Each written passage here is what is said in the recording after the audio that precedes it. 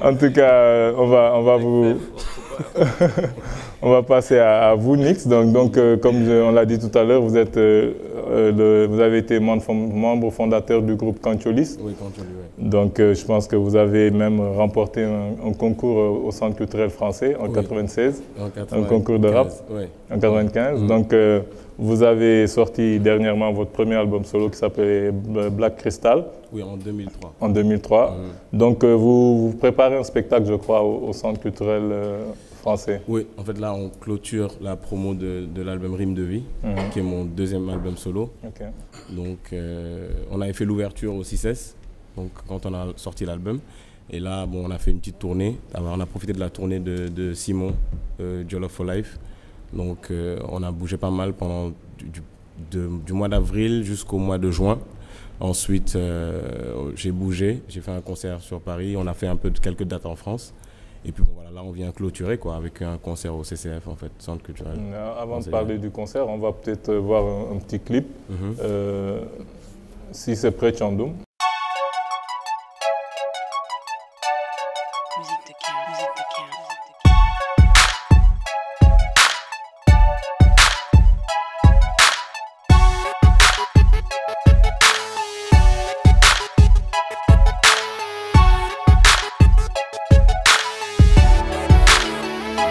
Lady apprécie, c'est la zik des gentlemen. La swag égale scène, tirée à 4 épingles. Mature ou capricieuse, c'est comme ça qu'on t'aime. La life est douloureuse, c'est comme ça qu'on l'aime, baby. City on fire. Hey. It's my party, baby, move your body. Maman, comment tu fais ça, yeah. Hey. It's my party, baby, move your body. C'est une histoire d'amour entre N-Easy et le game. Ou une histoire d'humour entre les groupies et le fame. Quand la nuit remplace le jour, remplacé par les cernes, un hustle on fait la cour, sans savoir où ça mène. Montre-moi comment tu danses, je te dirai à quoi tu penses. Montre-moi comment tu changes le matin après l'échange. Montre-moi comment tu vis ta relation à distance. Si tu t'ennuies tu passes baby, c'est ton jour de chance. Au fait je me présente, c'est Nicolas Omar. Dans ma poche je trouve Dakar, change de jean quand j'en ai marre. Ce soir on est refait, larguer les amarres. Les divas veulent s'évader, d'ailleurs comme tous les soirs. Mamie fait ton show, bouteille dans le seau. Bien sûr on fait l'after, elles veulent tout y faire un saut. Papi fait le beau, on sait que t'as les crocs. Mais ce soir c'est ma party, ce qui manque c'est pas les go. Lady apprécie, c'est la zik des gentlemen. La swag égale scène, tirée à 4 épingles. Mature ou capricieuse. Donc on vient de voir un extrait de votre deuxième album, Rime de vie, la zik des gentlemen. Donc comme vous l'avez dit tout à l'heure, vous, votre ligne, c'est pas trop la politique, c'est pas trop... C'est pas principalement politique. Oui. Mais bon, dans tous mes albums, j'y touche un peu un mot, quoi. Tu vois, j'en parle un peu, mais c'est pas mon discours principal. Donc on peut voir, c'est plutôt peace and love. Ah mais c'est... ouais, quelque part, je ne vais pas appeler à la violence non plus, tu vois, parce que après il y a toujours des conséquences, tu vois, il faut savoir les assumer aussi. Donc ce qui m'a fait rentrer dans la musique quand j'étais donc très jeune, c'est quelque chose que j'aimais quoi, profondément, faire de la musique.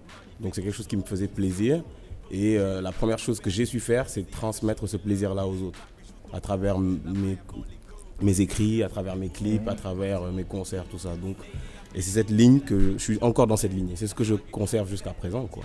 Donc voilà, dans tous mes albums, il y aura des morceaux engagés, des morceaux où je parle, tu vois, social, tout ça.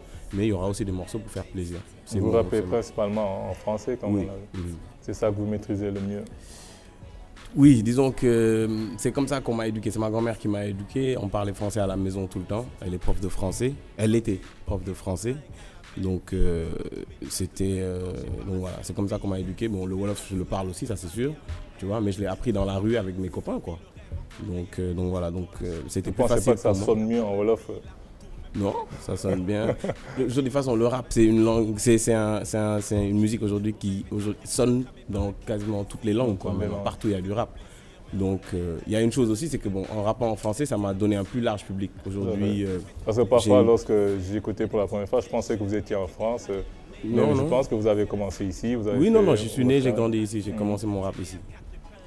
Mais bon, ça m'a donné un large public. Et je m'en rends compte quand je voyage. Donc, parce que vous avez fait je pense, vous avez travaillé avec des rappeurs français comme Oxmo, Puccino. Ouais, j'ai bossé avec Oxmo Puccino. On va peut-être bosser d'ailleurs sur le prochain album ensemble. Et d'autres, hein. J'ai bossé avec d'autres rappeurs, hein, Flag, DC's, les gars du 9 de I, un peu, c'est-à-dire les gars de Malek Al Mort.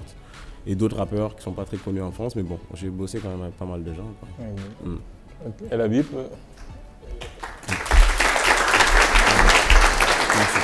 Donc moi j'ai écouté l'album Rime de vie. Oui, c'est un album très riche de 18 titres. Donc voilà, il y a des titres comme Souvenir, Niofar. On sent que c'est un peu un album autobiographique, non? Oui, c'est vrai que dans Rime de vie, je parle beaucoup de moi. Je parle de mon enfance, où est-ce que j'ai grandi, tu vois. J'explique un peu comment est-ce que j'ai commencé la musique. C'est un album, si tu l'écoutes, tu sauras aujourd'hui qui est Nix, quoi. Tu sauras beaucoup de choses sur moi. Ouais, j'ai écouté aussi des titres en Wolof, Niofar, tout ça. Tu rappes bien en Wolof, je ne savais pas. Oui, non. Même dans Black Crystal, dans mon premier album, je rappe en Wolof aussi, mais les morceaux n'ont pas été mis en avant en fait. Exactement. Donc, mais c'est vrai que dans Niofar, aujourd'hui, d'ailleurs je prépare un remix de Niofar avec d'autres rappeurs d'ici. Ok. Parce que quand on écoute les sons, tout ça, le flow, on sent une certaine maturité.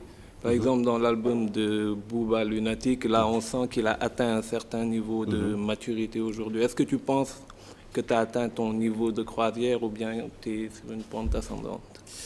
Je pense que je suis sur une pente ascendante. Je pense, parce que là, après Rime de vie qui vient de sortir, je suis déjà en train de bosser sur un autre album, mais sur une mixtape aussi. Et même moi, je sens l'évolution, donc c'est une bonne chose. Je pense que je suis sur une pente ascendante là. Ah ouais. Yeah. Comme disait Alioune tout de suite aussi, on voit que tu n'es pas trop dans le rap engagé. Toi, c'est plus les belles femmes, les belles voitures, comme disent les pacotis, quoi, sur le rap américain, c'est sex, money and blow. Non, disons que si tu as écouté mon album, il n'est pas forcément orienté que sur... mais il y a des... C'est assez hot, quoi. C'est hot Nix, quoi. Oui, mais bon, c'est moi en même temps, tu vois. C'est les gens qui me fréquentent, qui me connaissent, ils savent que je triche pas sur ce domaine, quoi.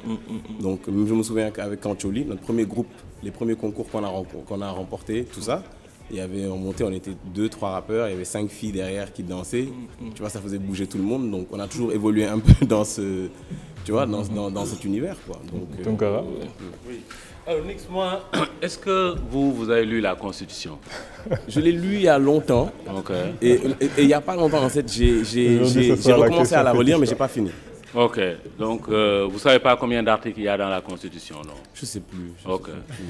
Donc, moi, je pense que ce que les rappeurs font, en termes de message, hein, c'est important. Il y a beaucoup d'engagement. Bon, ce n'est pas votre cas, vous c'est plutôt, on a vu les femmes, les voitures, vous êtes beaucoup plus orienté vers ça. Mais c'est votre choix et on ne peut que respecter ça.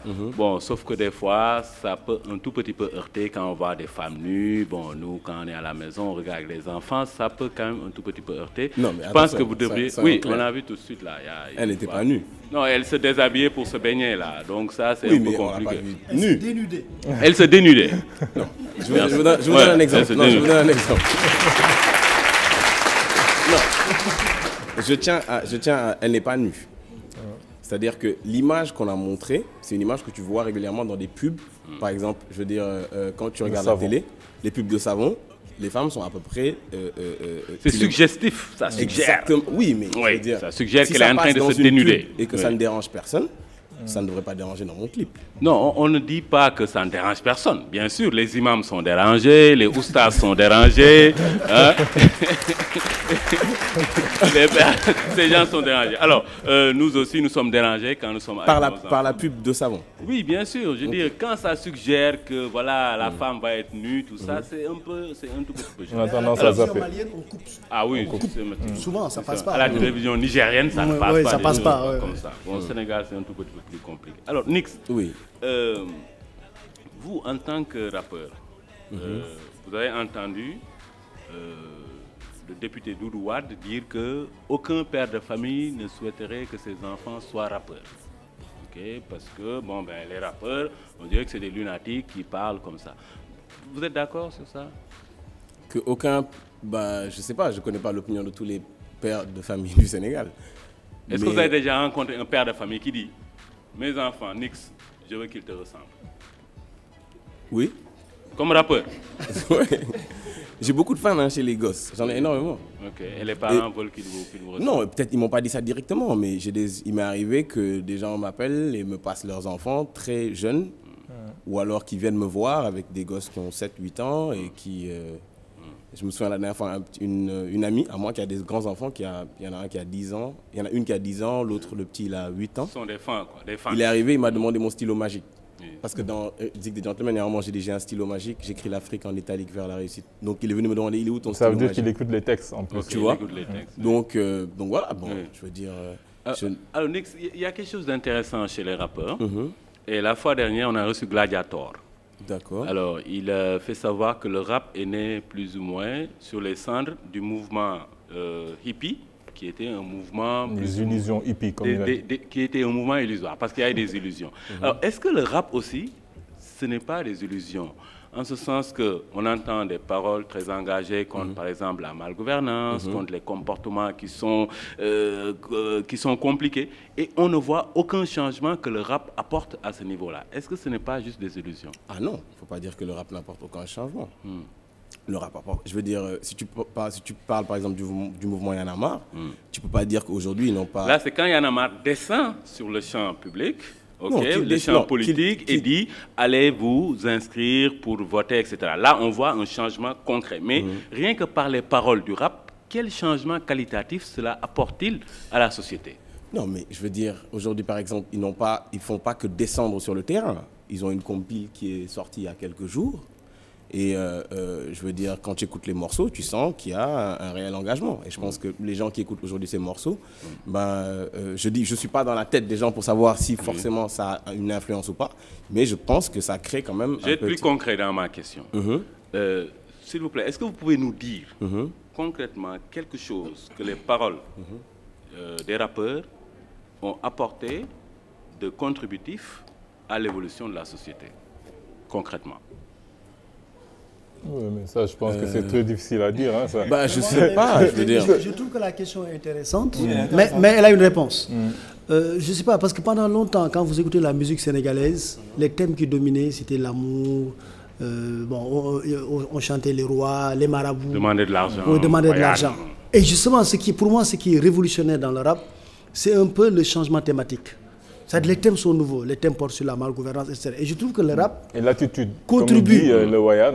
Oui, l'attitude. Lorsqu'une femme, il y a une actrice d'Abossé qui a demandé qui c'est qui chante ici sans faire du Wayan. Celui qui a levé la main, c'était un rappeur. C'est ça. Donc ça veut dire qu'ils ont une autre attitude. Oui, et donc moi je trouve qu'au-delà de l'attitude comportementale, le rap contribue. Par exemple, quand les jeunes écoutent le rap, ils écoutent des choses qu'ils n'entendaient pas. Ils entendent des choses qu'ils n'entendaient pas. Sur la malgouvernance, sur les inégalités, sur la politique, sur la démocratie. Donc je trouve que le rap quand même contribue un peu à ce que Senghor appelait conscientiser, entre guillemets. Oui, oui. Moi je pense qu'il y a plein de gens qui, en écoutant des rappeurs, ou en étant fans en tout cas de certains rappeurs, ont pu changer leur comportement quelque part. Sauf que aujourd'hui, c'est des gens, je veux dire, c'est la masse. Peut-être que ça ne se voit pas au grand jour, mais je pense qu'il y a un changement qui se fait au fur et à mesure. Dernière question. Nix, est-ce que la drogue, c'est une réalité dans le milieu du rap? Pour moi, la drogue est une réalité au Sénégal, d'abord. C'est-à-dire qu'avant qu'il y ait que le rap soit né même au Sénégal, la drogue était dans le milieu, dans le milieu de la nuit, dans certains milieux au Sénégal. Je veux dire, on l'a tous trouvé ici. Je veux dire, nous, en tout cas, génération des rappeurs. Donc, on ne l'a pas ramené au Sénégal. Filen Kofek. Ça passe par les frontières et je ne connais aucun rappeur qui travaille au niveau des frontières. Donc, ce n'est pas de notre faute si la drogue est là aujourd'hui. Donc, c'est une réalité, je dirais, dans le milieu de la nuit, mais pas forcément dans le milieu du rap. Vous ne vous en servez pas? Non. Okay. Vous vous êtes jamais drogué? Non. Okay. Même pas de yamba? Non. Donc, oui, vas-y, c'est C'est le diminutif de... Je m'appelle Nicolas, en fait. Nicolas Omar Diop. Et Nicolas Omar Diop. Ouais, au lieu de m'appeler Nicolas, mes potes m'appelaient Nix. Et puis bon, c'est resté, quoi. Parce que Nix, ça fait un peu... Ça veut dire rien en allemand. Ouais, ça veut dire rien. Et autre chose, Nix, je vais vous demander, pour mener le combat de M. Tounkara, qu'il m'a demandé tout à l'heure, quand est-ce que vous allez vous engager à donner un coup de pouce aux arts martiaux pour faire peut-être un boucan, parce que comme vous êtes écoutés, pour les vous êtes des porteurs de voix. Non, moi je suis d'accord, parce que même tout à l'heure, quand je disais c'est pas son travail, parce qu'en fait, lui, son rôle, c'est d'entraîner les jeunes, c'est de leur inculquer les valeurs des arts martiaux, tu vois, leur apprendre.